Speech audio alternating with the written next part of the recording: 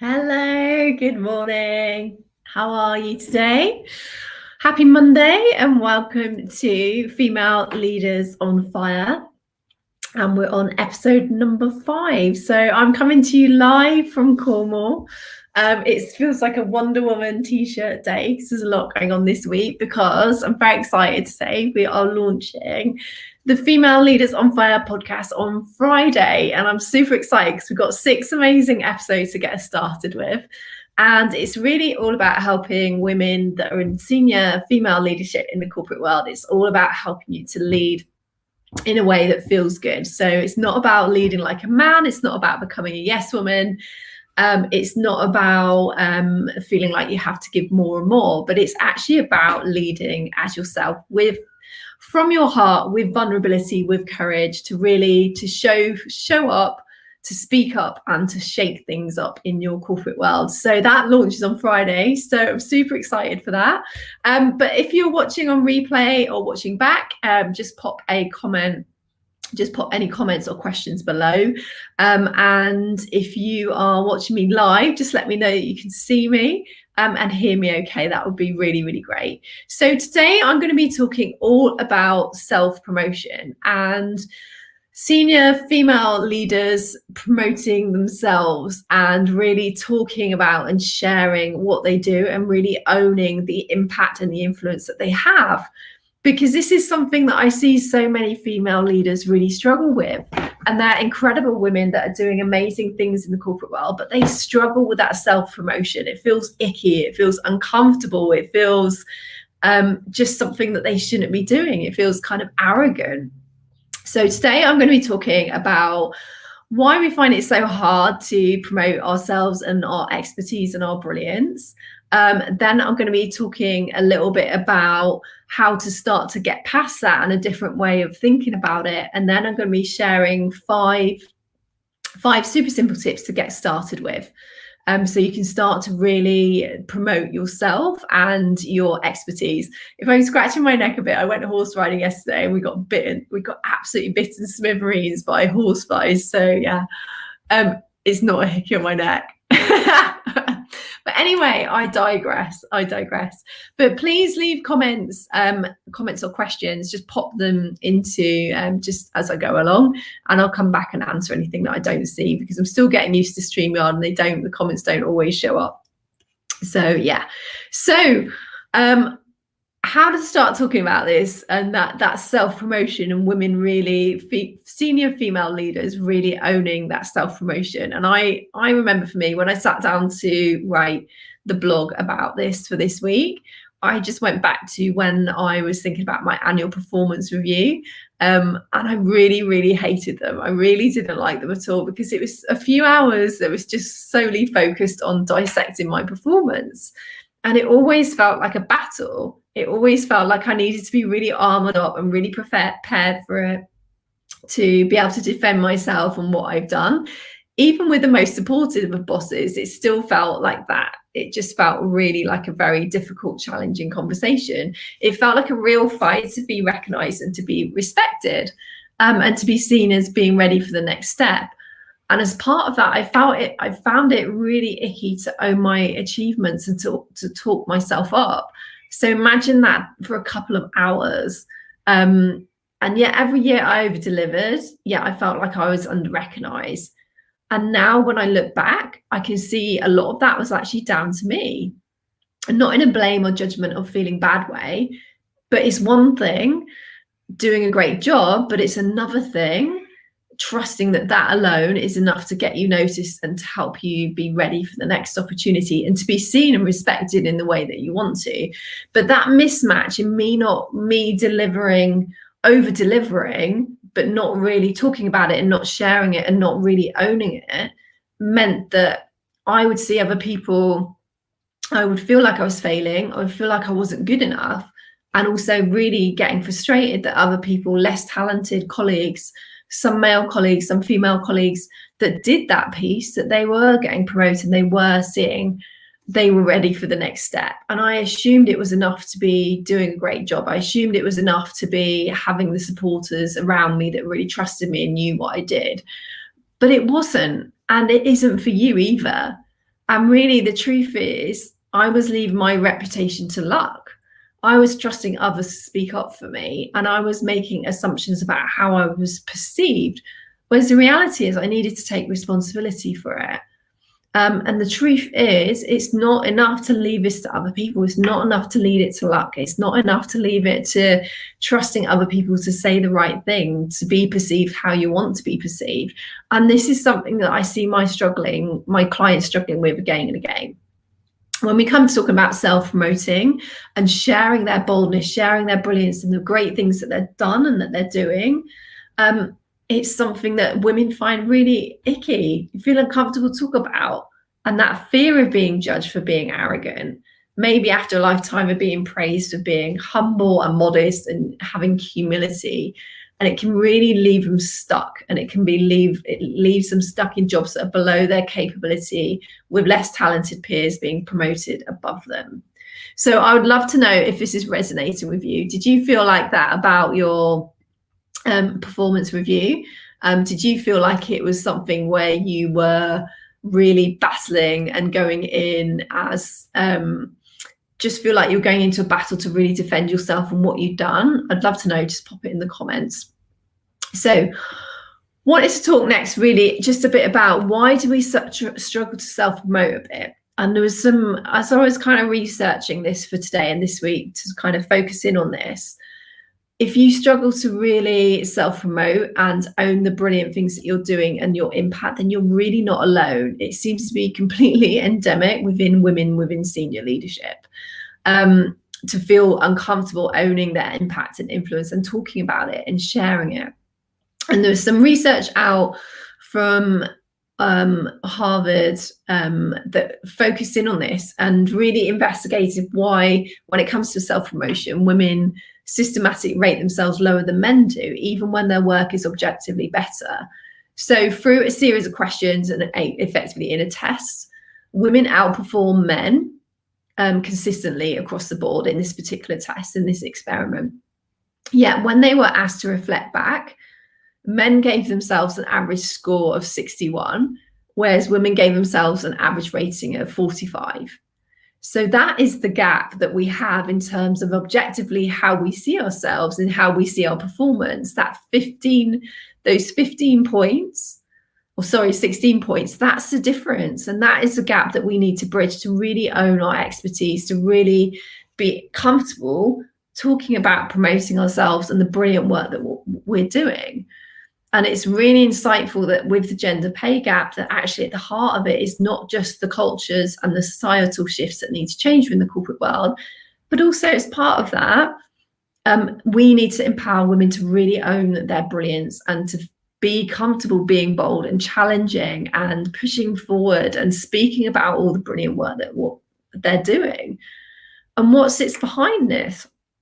If you go back to childhood, have a think about things that were said to you. Have a think about, were you told that you were too much? Were you told that you were too bossy? Were you told that you were too loud? Were you told that you were just generally just too much, and actually just to tone yourself down and to be a bit quieter? And I was told as a little girl should be seen and not heard. And as part of that, you're almost applauded for being selfish. You're applauded for being just quiet and sitting in the corner and kind of towing the line. And don't get me wrong, this isn't about burning the patriarchy and hating men. It's not that at all, because we're all part of where we are now. Therefore, we're all part of moving forward from where we are. And really, I'd really invite you to start to change how you see owning your self-promotion, and to know that actually it's okay to role model self-promoting with confidence and clarity and really owning your impact and your influence without feeling icky, without feeling worried about being judged, without feeling that it's shameful. Because when it comes down to it, your reputation is your responsibility, and you are the custodian of your reputation by every day thinking about what you're saying, what you're thinking, what you're feeling, and what you're doing. And not just doing the part that is doing a great job, but you're talking about it, you're sharing it, you're pushing yourself forward for those opportunities, and you're not worrying about what people will think about you. and you are the custodian of your reputation to really create that respect and recognition you deserve. And it's all with you, which might feel terrifying, but it's also an opportunity. And this isn't about an accusation. This isn't about shame or blame or putting yourself down for where you are now, but more think of it as an invitation to really own your boldness and your brilliance, and to really take responsibility for your reputation and creating it. And like I said, not just in doing a great job, not just leaving it in the lap of other people and down to luck of what you're really wanting, the impact you're wanting to have, but instead really truly owning your reputation and using what you're saying, what you're thinking, feeling, and doing to shape that every day, and to really promote yourself across the business and with the people that have the influence. Is this making sense? Is this resonating? It's very quiet today. Just let me know if this is resonating with you. I'd love to know what you're thinking. So what are the steps that you can take? What are the steps that you can take to really promote yourself with success without feeling icky, without feeling uncomfortable, without feeling like it's something you shouldn't be doing? So let's run through these super quickly. But the first one is all about owning it. And that is about, as we've just said, take responsibility for your reputation. Your performance will not speak for itself. It's not just about hitting your goals, delivering brilliantly on time and to budget. That is not enough. It's about sharing your success. It's about talking it up and trusting that you can create the reputation that you want to. And it might be that you need to start small. So it might be that you start by accepting a compliment or acknowledging your role in something that's been brilliantly delivered. And just start small, but build up and really start to own your reputation. So that's number one. Number two is all about promoting your performance. So this is where you start to share and you start to speak up and you start to really show up. So it might be that you've got a compliment from a client. It might be that you got some great feedback from someone that you find quite challenging to work with. It might be that you've saved the company a shed load of money. It might be that you've designed a new process that is much quicker and more efficient. It might be that you've set up this incredible strategy and the whole company's buying into it.